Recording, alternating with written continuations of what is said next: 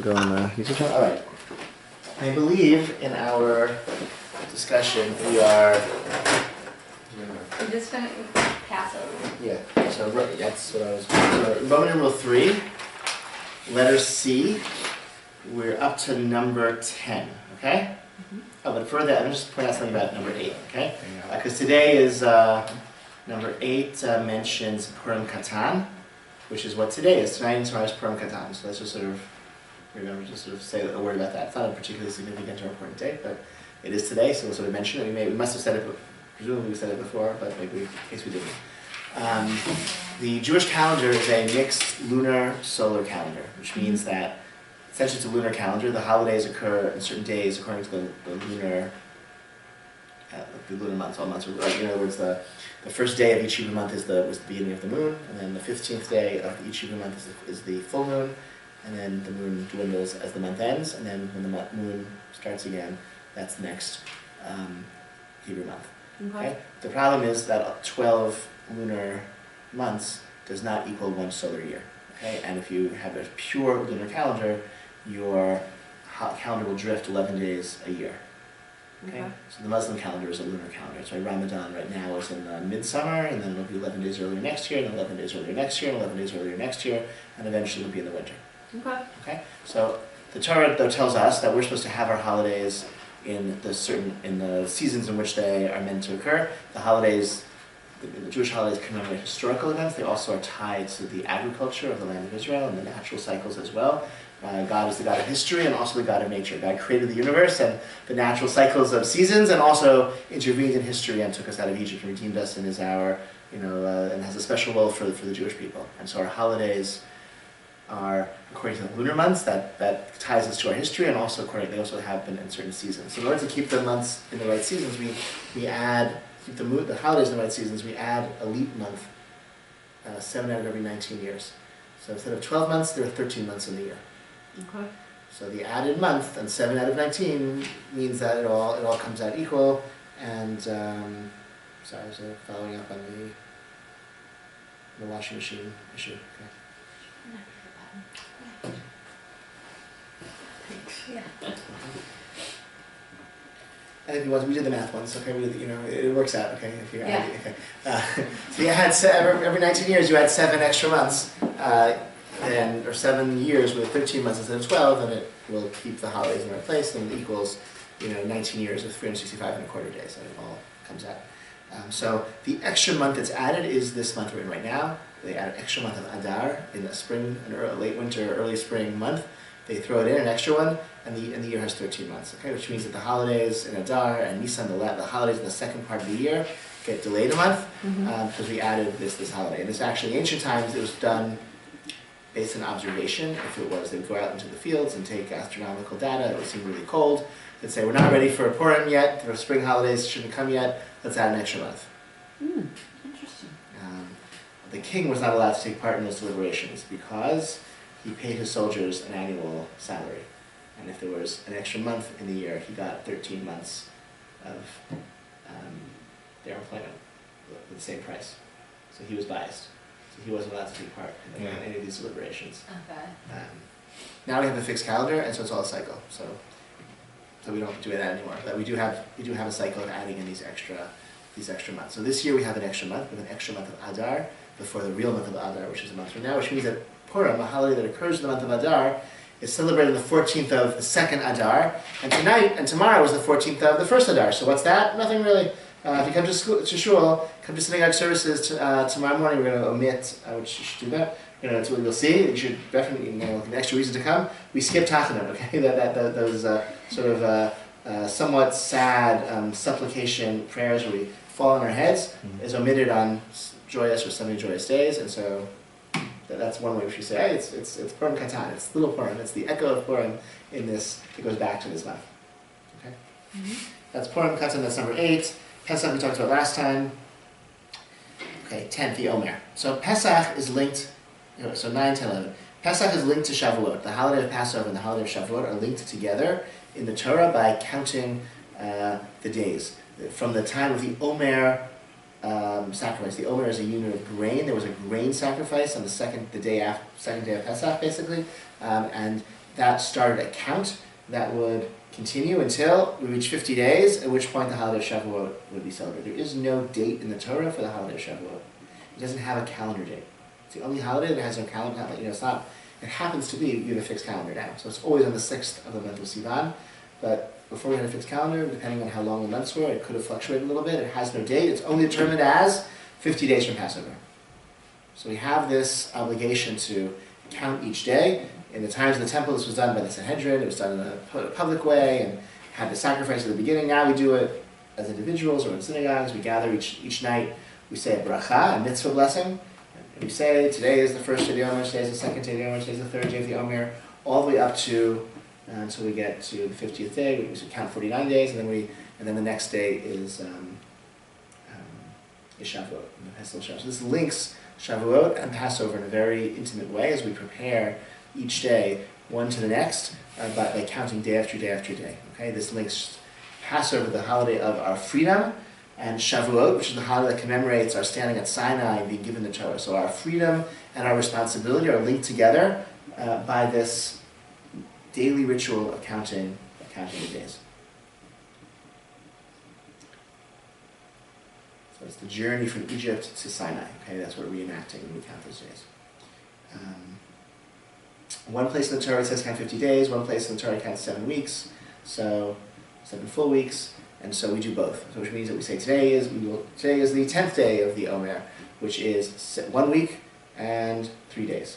Today is the 11th day of the Omer, which is 1 week, 4 days. Okay, we count days and weeks as we go through the count. The count is supposed to be complete. There's some who say that if you forget a day, you really can't continue counting with the blessing, because we're not sure. Is it 49, 50 separate mitzvot, or is it one mitzvah to count every day?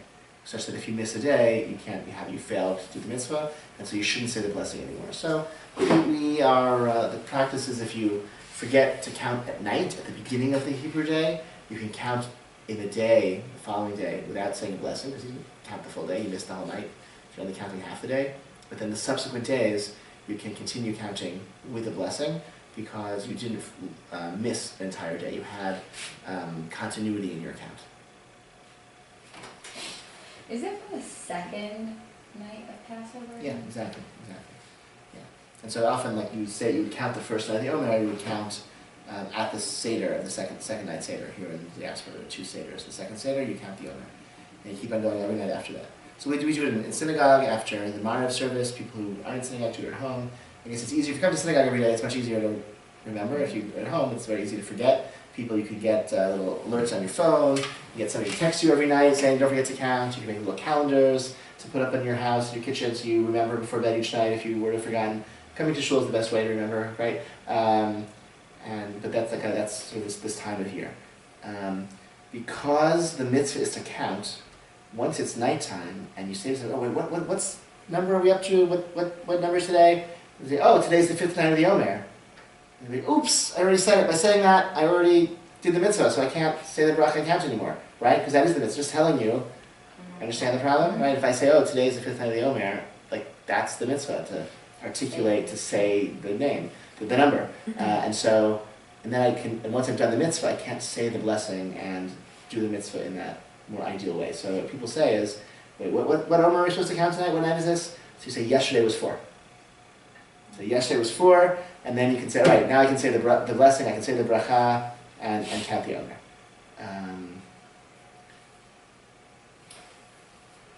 Is that only depend on the time of the day? I guess if you've already counted, if you've already counted, someone asks you what night is it, you say, yeah, tonight's the 5th night. It doesn't matter for me to say it, I already counted with the blessing. And you can then say, great, I'll say the blessing now and count for myself. Okay. Yeah, that's fine. That's fine. And then during this time, right? Yeah. There's restrictions on this. Yeah. So there's some. So in the time of in Talmudic times, early Talmudic times, there was a plague that struck the students of Rabbi Akiva, which maybe is an allusion to the fact that he supported Bar Kokhba's rebellion against the Romans, which was suppressed with great brutality. So it's a hard time of the year, and so there are practices of mourning that we adopt. It's also during the time of year when the First Crusades marched through the Rhineland in France, and many thousands of Jews were killed. So maybe to commemorate that time period, there are some mourning practices during these weeks. Specifically, we don't have weddings. People don't get haircuts. Many people don't shave if that's possible for their jobs. So that would be go to concerts, parties with music, things of that sort during these weeks, to commemorate these sort of sad events in Jewish history that happened during this time. Maybe also as a kind of add some solemnity and gravitas to this. It's like the spiritual endeavor of going from Passover to Shavuot, from like freedom to responsibility, freedom from to freedom to, okay? Right? Mm-hmm. Freedom from is no one's telling me what to do. Freedom to is I have the opportunity to actually pursue some goal of my own and make something of myself. Cool. It's interesting because I feel like it was when they were free from being slaves. Right, Passover is freedom from, Shavuot is freedom like to, right? So Passover is just about this negative freedom. So it's like the freedom of like also like having responsibilities, but from like a different type of actual freedom, right? From being slave. Yeah, exactly. Meaning that's the first. That's not enough. That's not enough. It's not enough to be taken out of slavery. You have to then do something, right? So Passover is not enough without Shavuot. Just being taken out of Egypt is not enough unless we like use our freedom to do something worthwhile and valuable. Okay, and that's Shavuot. And so maybe the solemnity of this time is this very spiritually intense moment of reenacting, reliving in our cycle of, Passover to Shavuot. I think that's something that really, observant Jews have some, I think that there are non-Orthodox Jews who have very meaningful Jewish lives, but the moments of like Jewish meaning for them are like life cycle events. They have the Jewish life cycle. So they have a good ceremony when a baby's born, they have a bar mitzvah, and they have a wedding, and it's like funeral. There are moments of a course of a life cycle where it's really important for people to go to a rabbi, to go to a synagogue, even if they're not particularly religious. That's great. But I think for observant Jews who live in an observant Jewish community, we don't just have the Jewish life cycle, we have a Jewish calendar. Each month has a shape, has an experience, right? So like the weeks, leading up to Passover, when everyone is cleaning their homes and everyone is cooking and everyone's inviting each other for the, it's not just like that animates and gives a whole flavor to that time of year, right? And this time from Passover to Shavuot is this time of like counting every night and just kind of spiritual scrutiny and how do I make myself worthy of receiving the Torah? What work do I have to do to make myself worthy of receiving the Torah?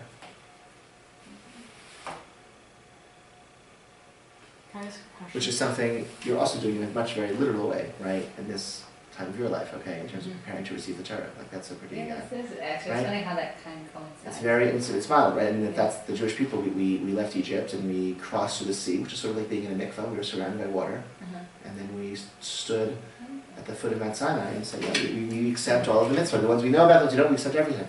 And that sort of was a giant conversion ceremony for the whole Jewish people, and that's what sometimes when individuals who join the Jewish people, that's what they're doing. It's like they're standing at Sinai and accepting the Torah. It's very nice. I went to a show where every Shavuot years ago that they would be there was the community who had recently converted would share some of their stories with the congregation on Shavuot, which is like some people like to be more private, more public, but it was very nice. Like these women were. And then were very impressive people, and they were they felt at that stage in their life comfortable kind of sharing. It was a very nice way to kind of celebrate Shavuot. Yes, you had a question? No, I was just going to ask you, so why do they count at night? So the Jewish days begin at night. So the sun sets, that's the new day. Right. And then so if you want to have a complete count, so each day should be a complete day. So you want to count as the day begins, which is at sunrise. Sunset. Sunset. So you got to count at night. Okay.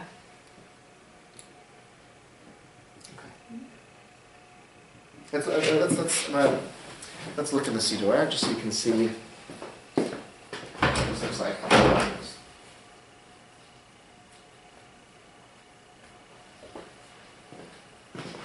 You take one and pass.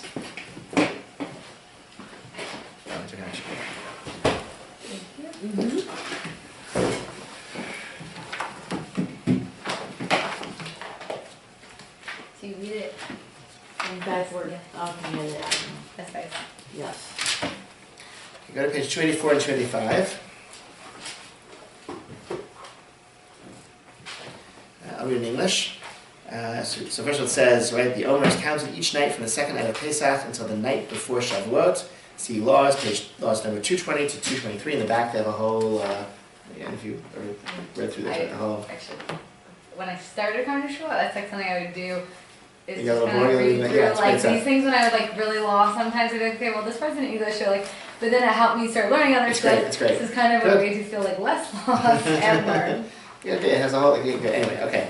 So some people add these little covenant, these sort of paragraphs of like, this is what I'm about to do, something spiritually important, okay?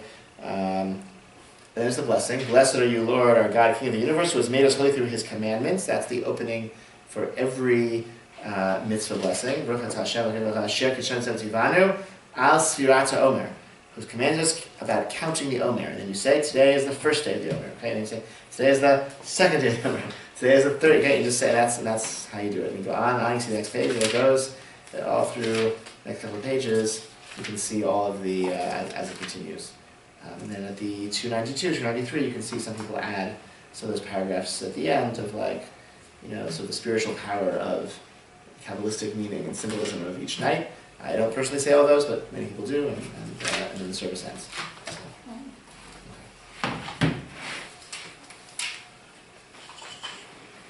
Okay, so Shavuot, number 11.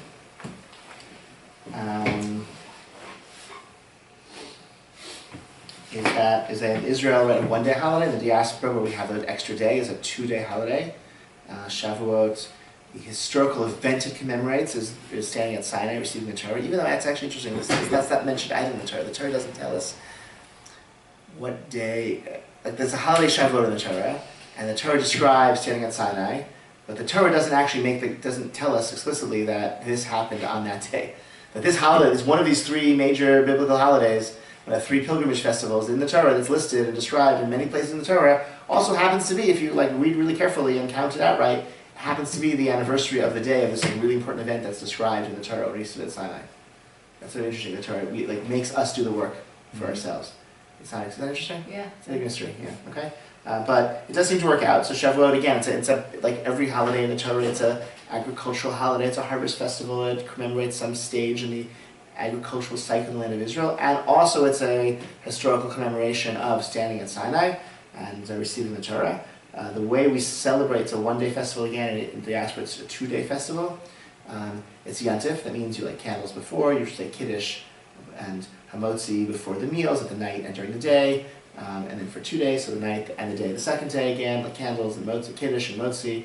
Just like as we have the Yantif, we don't do work, we don't drive, use electricity, launder, etc. But like other Yom Tovim, like the other festivals, we are allowed to do the cooking and the carrying, right? Those exceptions that exist for other festivals exist in Shavuot as well.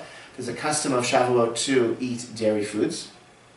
Okay, many explanations for that. None of them are, which means that probably none of them are right, because there's so many explanations. But there's a custom of dairy foods, cheesecake, big hot cheesecake holiday, blintzes. That's fun. Some people also have meat meals, and they'll have like dairy before, it's like an appetizer, and they'll have a regular meat Yantif meal, or they'll have one meat meal, one dairy meal over the course of the 2 days. Another custom of Shavuot is to learn a lot of Torah. And in this neighborhood, all of the congregations in the area all come together, hosted by our friends at Anshe Emet, and we study Torah through the night, all night long, until just as the sun is rising, we come back to our synagogue and have an early morning tefillah. We pray in the early morning. It's a ton of fun. It's the best. You were there last year? Best day of the year in Lakeview. Best holiday in Lakeview for sure. Yeah, I think we were at that. We didn't know about the study of the night thing. Because I remember we came to the services for it, and someone was like, "Are you going to the thing?" And I was like, "What's that?" So I would recommend. I recommend taking a few days in advance and just getting a lot of sleep, so you're like feeling your best, and enjoying it. It's really fun. There are like 300 people, 400 people at the start of the evening, and every hour there are multiple sessions taking place. Hello. Hi. Are we supposed to start at 7:30 or 7? Was it 7? We should start at 7:30 or 7? I think it was 7 to 8. Okay. My bad. That's fine. I'm relieved that you are late and I did not start half an hour early. Yeah, I'm checking just to see.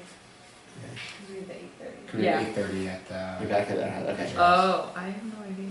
The other thing goes till 8:30. Maybe that's why. Yeah. Welcome. You didn't miss anything now. We talked about Pesach, Sfurat Omer. We're talking about Shavuot. Were you at the Shavuot all night learning last year? Yeah. It's fun, right? Yeah.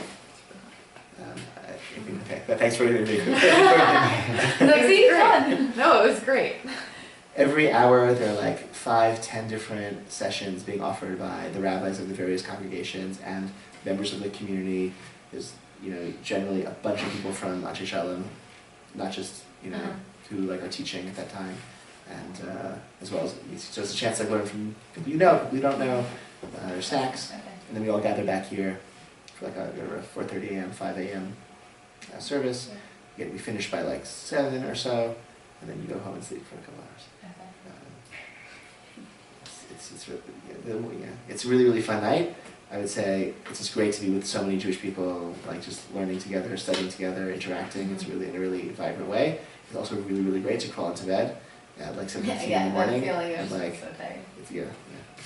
the first time I think I was like 16 years old, maybe 15, 16 years old, 17. I don't know. I stayed up all night on Shavuot, and then we're coming back home in the morning. And like my mother was awake, my sister was awake, and it was like morning, and I had like been up all night. I was like, oh, hi everyone, I'm back, and okay, well, have my kiddush and lunch now, and then I, sat down on the couch for a minute, and the next thing I knew, it was like the middle of the afternoon, everyone was gone, like I was all alone in the apartment. I was like, where is everyone? So, It can happen very quickly. If you're yes, looking yes. Other customs, some people on Shavuot decorate the synagogue with flowers, to we don't do that here, but many synagogues do. They put a chuppah up over the bima, where the Torah is read, because to like a wedding canopy to signify like the marriage of the Jewish people and the Torah, and like that's sort of a kind of cool thing. So it's really a lovely holiday. Nice,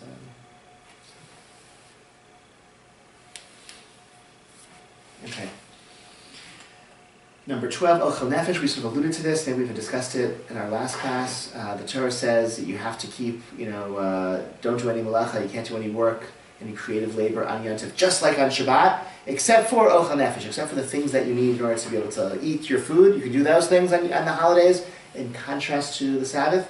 And that means, you are allowed to cook, you're allowed to, all of the restrictions on Shabbat about heating food and serving warm food, none of that applies on Yom Tov. You can cook things directly on Yom Tov, and heat things in any way you want, and that's a huge convenience, okay? Especially, have a big, you can put something in, keep your oven on, and put something in your oven and cook it, or put something in your oven and heat it, or, right, have a burner on and fry something. I think I mentioned some years before we lived in New Jersey, we would barbecue on Yom Tov.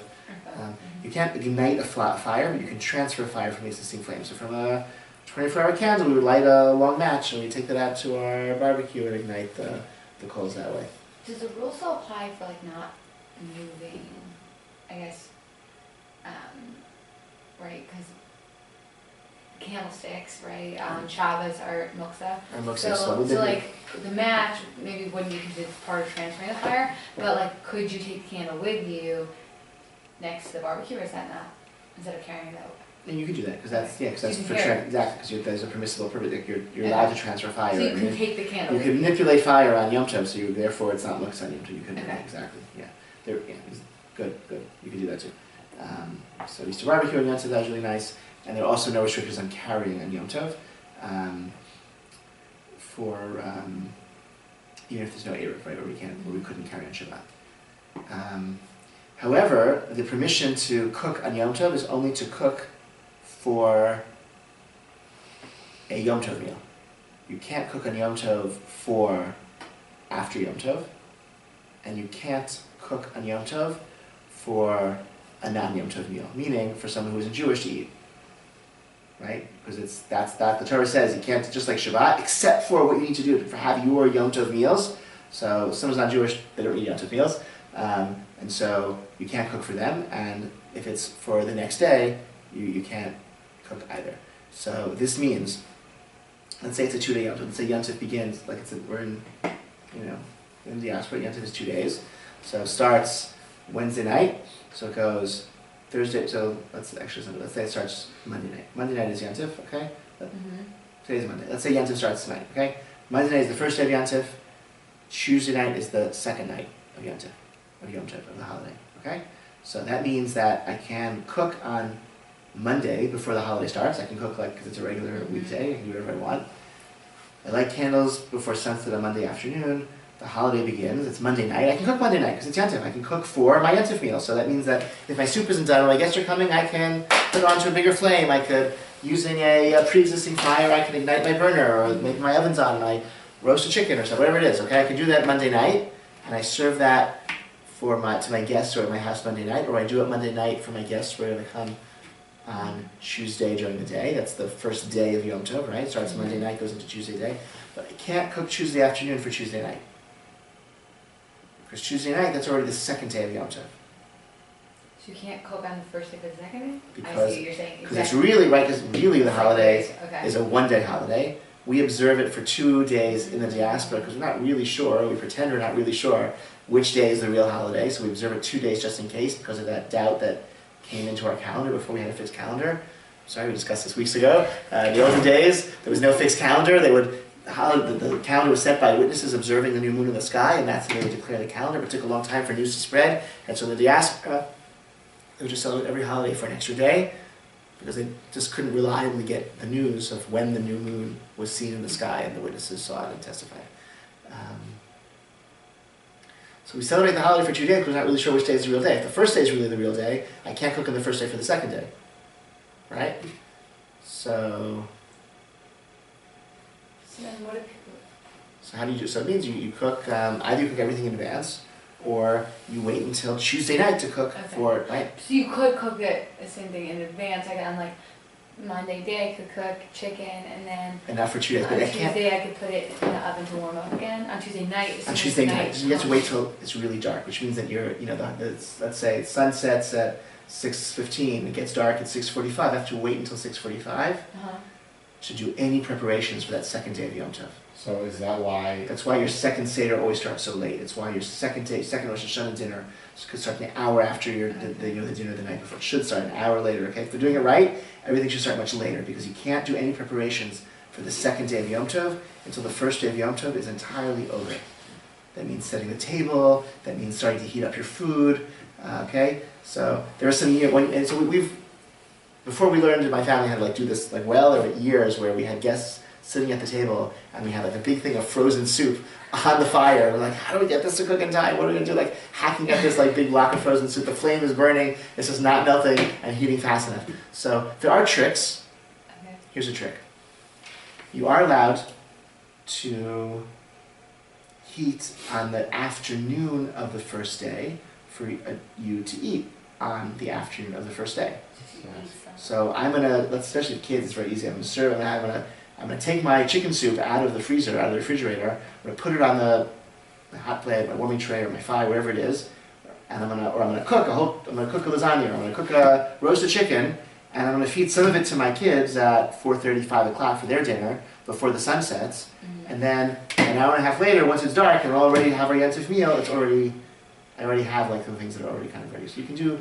Then you have to reheat, I guess Okay, so it saves you a lot of time, right? Right, so then you could serve it to them before as that meal, and then you can have it again. Exactly. Okay. Because you're doing the preparation not for the second day, you're doing the preparation for today. Okay. So it's a little a way to sort of evade that, right? Is it a big custom, or maybe it just is in my family? This first day, we have a limit, a 3 o'clock late lunch, 4 o'clock lunch. And the first day of what holiday? Any holiday? Of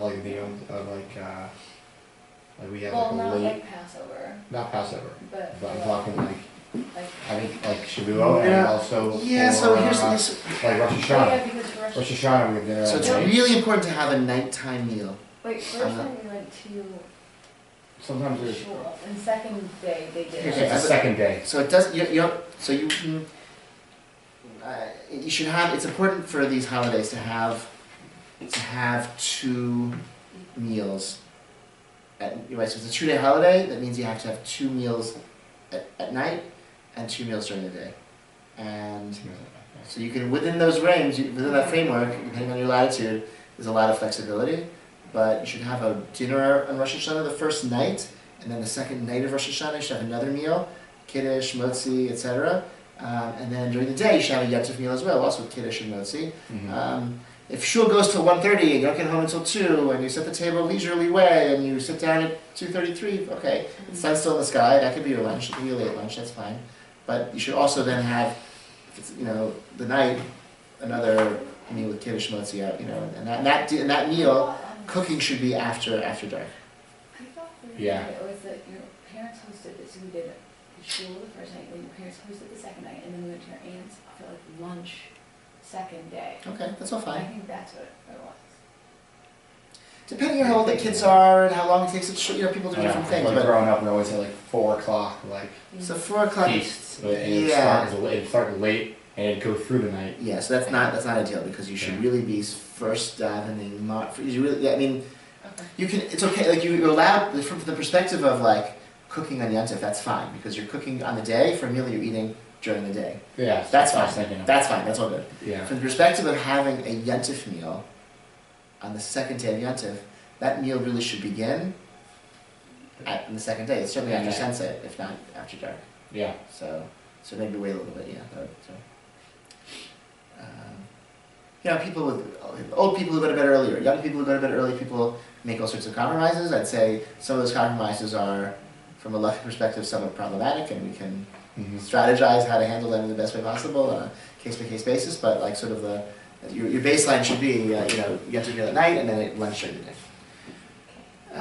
So just the obvious, if you have a non-Jewish family, it's not so simple to say, oh, you can't come for Passover. So one thing you could say, come for Shabbat, not Passover. You could just say to your non-Jewish friends and relatives, we'll invite you over for Shabbat, we're not going to invite you for the holidays, because we're only allowed to cook on holidays for holiday meals that are being eaten by Jews observing the holidays.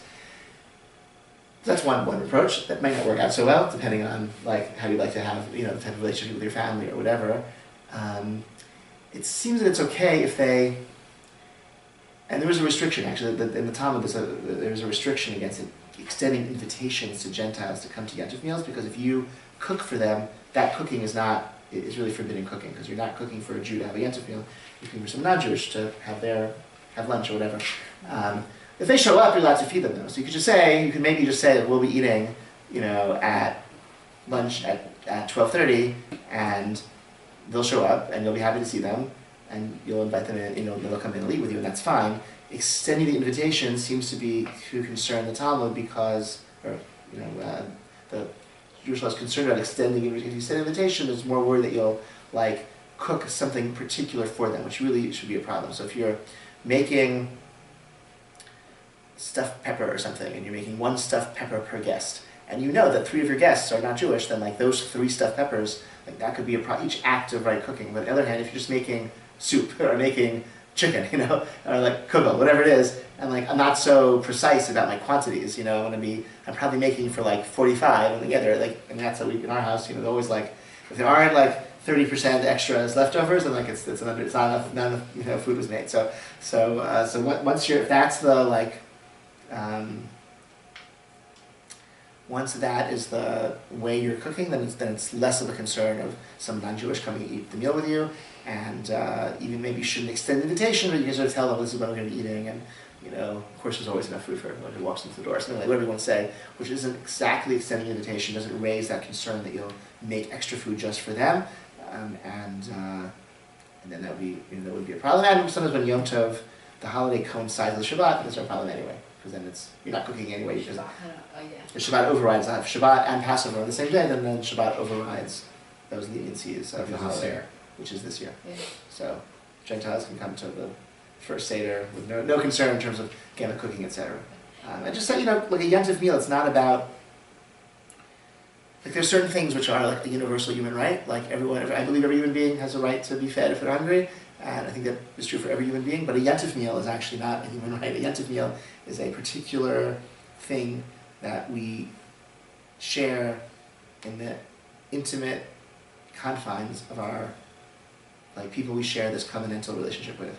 And so it's not like the, you know, so like I understand there are many, many circumstances where you'd want, like, you know, non-Jewish relatives and friends to come to a Yom Tov meal, but in terms of like thinking about like as like a paradigm, I would say, you know, Yom Tov meal, it's an intimate, it's something intimate. It's something like it celebrates our historic relationship with God as the Jewish people in a very intimate way, and so maybe it's not the best. You know, I'm very happy.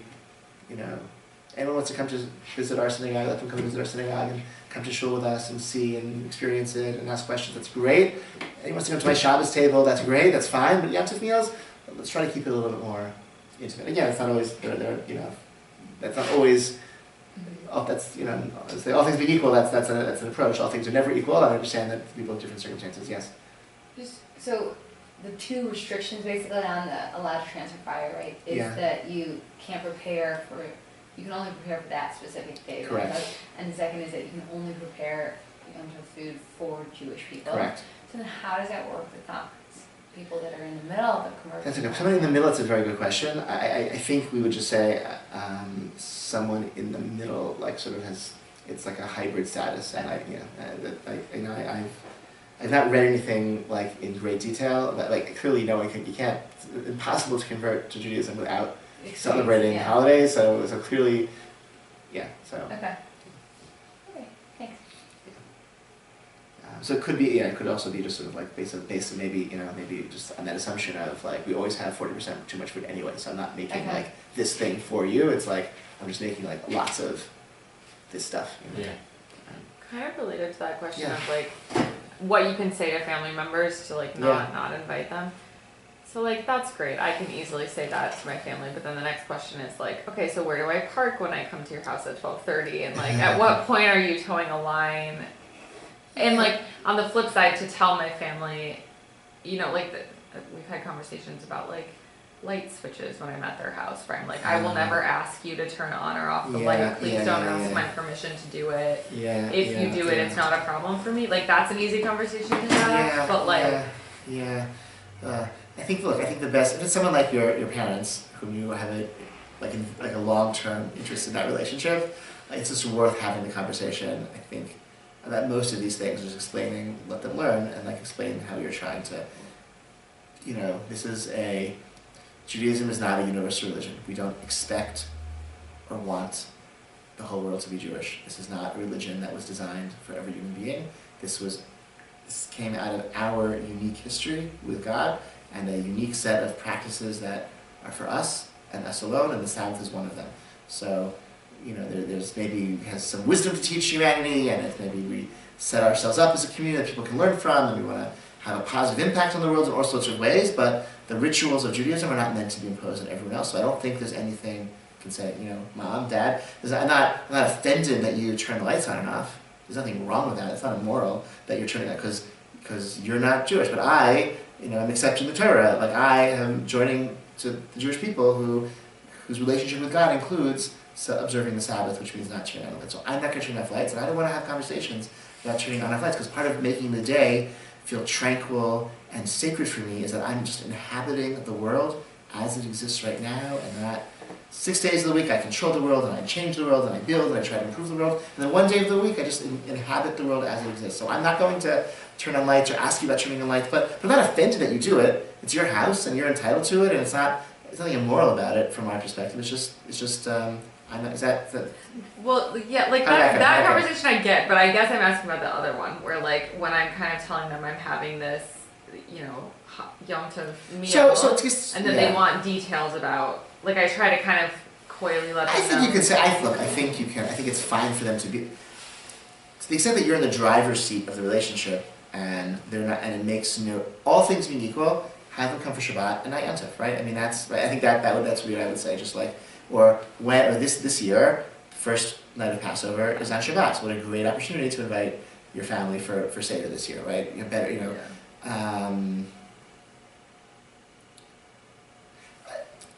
Sorry, bracket, little tangent. Everything I said though about the holidays being this intimate Jewish experience, that's also true. Yeah. even aside from these issues of cooking. And so it's also like, just like, you know, your parents, it's a very special relationship. Like, of course you want your parents to be there with you, but also just not, I think it's important for them to understand as well, like, we're not putting on a show for you, we're not explaining everything, you know, to you, you know, like we're actually, this is a really important night in the Jewish calendar. This is a highlight of the year for Jews, and we're taking part in something really important and intimate as a covenantal community. And Mom, Dad, like, really happy you're here with me, but like, this is not about you, and it's not for you. It doesn't mean you should be rude, or you can translate things, and okay, but I just like, they should understand it coming in. I think that's all. Consider that. I mean, you know your parents. You'll say what you think is appropriate for them, but that, you know, I think that's could also be something you could say. So close that. So you're in charge. Say that you're in the driver's seat, and you have all things being equal. So like, invite them for Passover this year, and then next year they'll come for some different. You know, come visit you some other time as you're like looking at, you know, oh, you know, Mom and Dad, I'm so happy you want to come to visit in the spring. Maybe like that week and not this week, because this week is Passover, not a great time for you to come. We're really preoccupied with the holiday. Come the week after. It's a much quieter week, and we'll be able to spend more time together. I don't know, right? If they're going to come for Pesach, I think it's okay to say, you know, oh yeah, lunch is going to be at 12:30, and you can park there, and please don't bring any food, because it's Passover, and don't bring flowers, because I can't put them in water, and et cetera, et cetera. I think it's okay to say that. That's not an invitation. The invitation is like it's kind of formal, and yeah, please accept it. Yeah, exactly. It's a little more formal, and for the Talmud, it raises the possibility that maybe you're going to like prepare some special dish for them and cook just for these guests, which you shouldn't do on Yom Tov. So. You could also cook everything before Yom Tov and just like treat it like Shabbat, you know, like not doing the cooking. I mean, that's adds a lot of extra burden to it, but it's just avoid the cooking problem by treating it as though it were Shabbos. Which is, you know, and cook everything in advance, and you only heat things on a warming tray, just like Shabbos. If you did that, then there would be no risk as well to having Gentiles at the meal. Any other Ocha Nefesh or parents? Just on that one, where you just said, so you prepared everything before. So because the rules, you can only prepare a Yom Tov meal for Jewish people on Yom Tov? Yeah. That's No, you can prepare. Sorry, you can prepare in advance. Yeah. You just can't cook on Yom Tov. You can only cook on Yom Tov only for that same day of Yom Tov for other Jews. Yeah, exactly.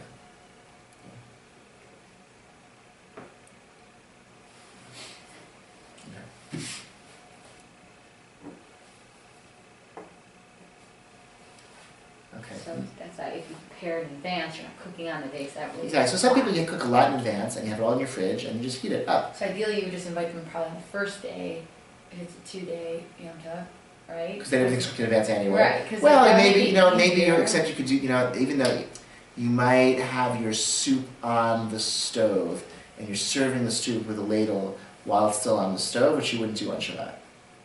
Because by stirring it while it's on the stove, that promotes the cooking, and you wouldn't do that on Shabbat, but you could do that on Yom Tov. So if you have, although if you're not doing it for your non-Jewish guests, you're doing it for everyone, just serving soup. So I don't know if that'd be a problem. You're not making extra soup for them.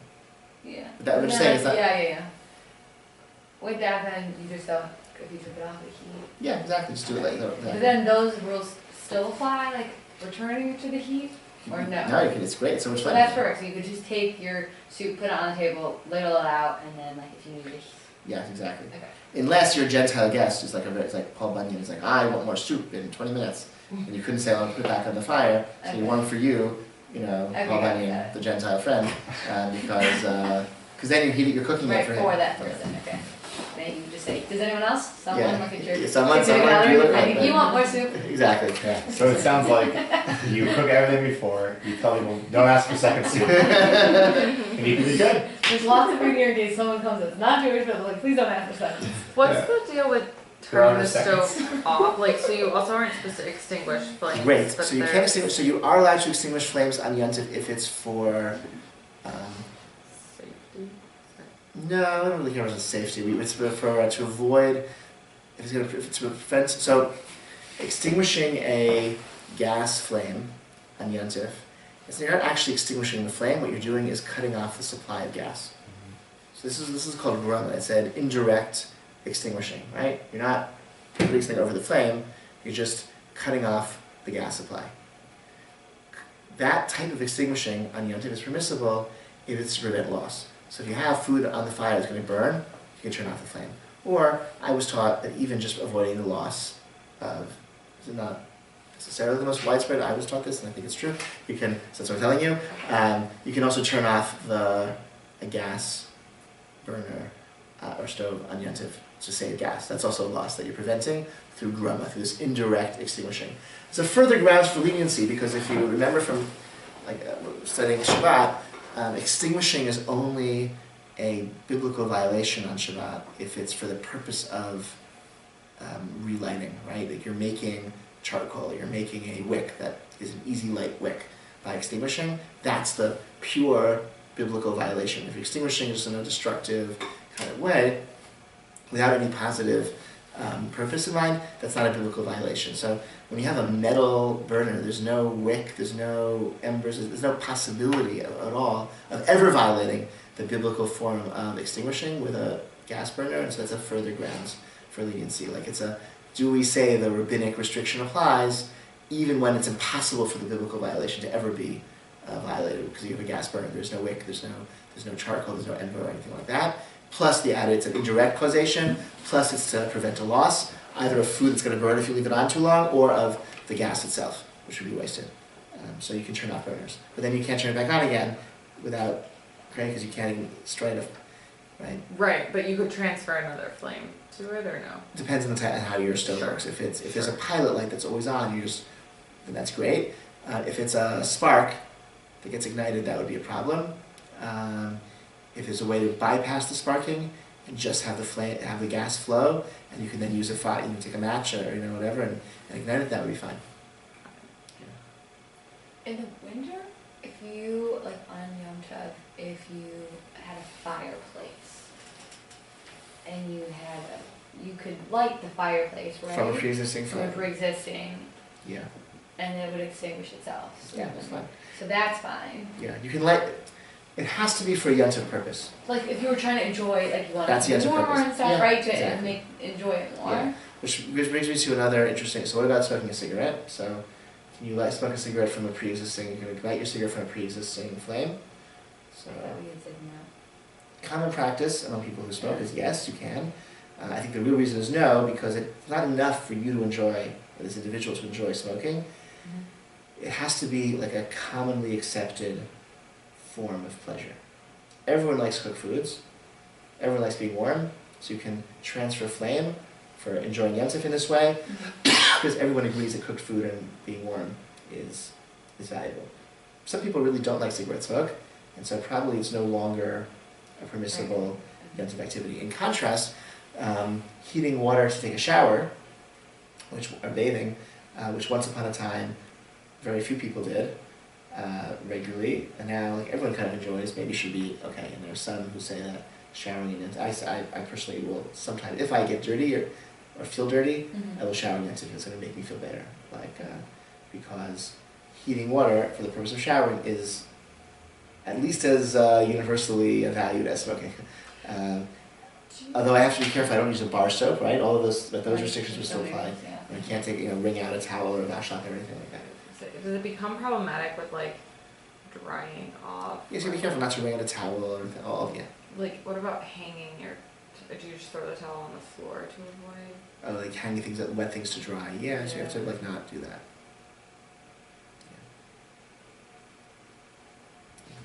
And everyone agrees. You certainly can wash your face or your arms, or you can wash parts of your body for sure Okay. if they're dirty with hot water, because again, that's heating the water is permissible on Yom Tov. But as a female, you wouldn't be able to blow dry your hair. No, Right. I think it's hard on because you can't do that. with the blow dryer. Yeah. Probably So, you just do wash your hair really. Because of the Just washing hair could be an yeah. issue because of So then you the. just take a body shower. It's just easier. If you get shits Well, because I started thinking about if you wring your hair out, how you wringing your hair could be an issue. Right, that Raising could be smell. an Also, issue. if you have long hair and you might pull a hair out, that would be a problem. Yeah. If every time you wash your hair, some hairs get pulled out, Okay. that would be a problem. But if you are you have a long walk to shul on Shavuot and it's in May and it's hot and you're sweaty and you feel so shower and then you'll feel clean and Okay. better, and that's And one more topic, and Chol HaMoed, which I think we talked about last time, just to summarize. Chol HaMoed, Pesach and Sukkot, right? Those holidays have Chol HaMoed in between. There's like a hot festival day with all those restrictions we've discussed at the beginning, another at the end. In between Chol HaMoed, the intermediate days of the festivals, where you can do whatever you want to, if it's for the purpose of enjoying the holiday or to prevent a loss. So if your job requires you to go to work, you go to work, and if having an enjoyable day requires cooking or driving or listening to music or whatever, playing music, you can do all those things, but if you're able to take off from work, you should, and you should avoid, and you don't do laundry or haircuts or any kind of like toilsome, yard work or anything like that, which is not like, if you can wait till after the holiday's over entirely without any loss, and it doesn't bring you like joy of the holiday, then it shouldn't be done in Chol HaMoed. Okay, let's pause here. Is the next class on the calendar? Do you remember? I don't think we had that one. Let me check.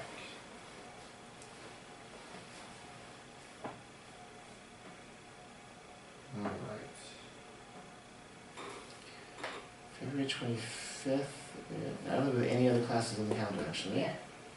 I see. Yeah, I don't see anything until Pesach on Mondays. Okay. So then, that's probably the last one. Okay. March 18th. There might be something in the calendar. I don't know for sure. I have like perhaps this is happening on the 18th of March. Unless it's happened the week before.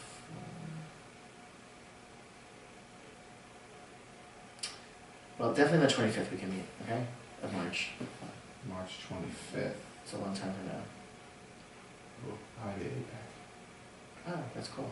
Good for you. I think that's not a good signal, isn't it? Yeah. I think we're almost officially like where we started. I think That's it's, exciting. yeah. Actually, I'm pretty sure we are. Where we started was kosher, was like non-kosher food. That's where basically right. That's where we started, because I remember the first, it was about the soup and the bug. Yeah, And bug. And that's how I was when that girl was like, so much. I'm like, no, literally, it's taken me a whole year to learn that. Yeah, the soup and the bug, and how it's rendered in a one, like how much has to be in. That's funny. Okay, so March 25th would definitely mean, possibly we'll meet the 18th as well, if that. We'll just check the website. Yeah, I could do. Truth is, next Monday I could do, as long as you come to my. Next Monday is the 25th. I don't know. I better not, because I want to keep my. Yeah, Sarah's traveling, and I want to keep some time slots open for other meetings if I need to. So sorry about that. Okay. Thanks for coming. Happy to follow up, in person with anyone if you want, and consider coming to see services and see what it's like to like actually see a community doing this for real, as opposed to just like hearing about it. Oh yeah. Okay.